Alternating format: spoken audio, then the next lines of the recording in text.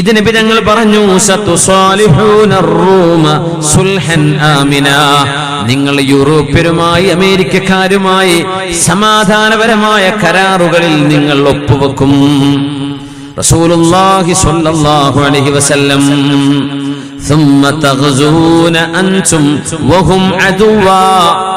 ആ കരാറിന്റെ അടിസ്ഥാനത്തിൽ നിങ്ങൾ മുസ്ലിമീങ്ങളെ അമേരിക്കൻ യൂറോപ്യൻ സൈന്യം ഒരു യുദ്ധത്തിൽ സഹായിക്കണം എന്ന കരാറുള്ളതിന്റെ പേരിൽ നിങ്ങളും അവരും ഒരുമിച്ച് മൂന്നാമതൊരു ശത്രുവിനെതിരെ നിങ്ങളൊരു യുദ്ധം നടത്തും.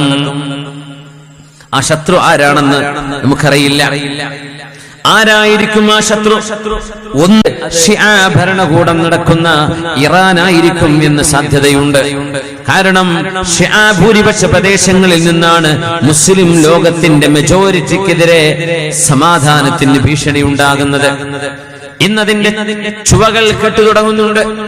ഇറാൻ അങ്ങോട്ട് ബോംബിട്ടെന്നും ഇങ്ങോട്ട് മിസൈൽ അയച്ചെന്നും ഹൂസികൾ എന്ന് പറയുന്നത് പോലും, യമനിലെ ഹൂസികൾ പോലും ഇറാനിന്റെ സപ്പോർട്ടുമായി പ്രവർത്തിക്കുന്നവരാണെന്ന് മീഡിയകൾ പറയുമ്പോൾ ഇറാനെതിരായിരിക്കുമോ അറബ് സഖ്യസംഘവും യൂറോപ്പ് അമേരിക്കൻ സഖ്യസേനയും ചേർന്ന് നടത്തുന്ന യുദ്ധം ഇറാനെതിരാകുമോ? അല്ലാഹു അലം.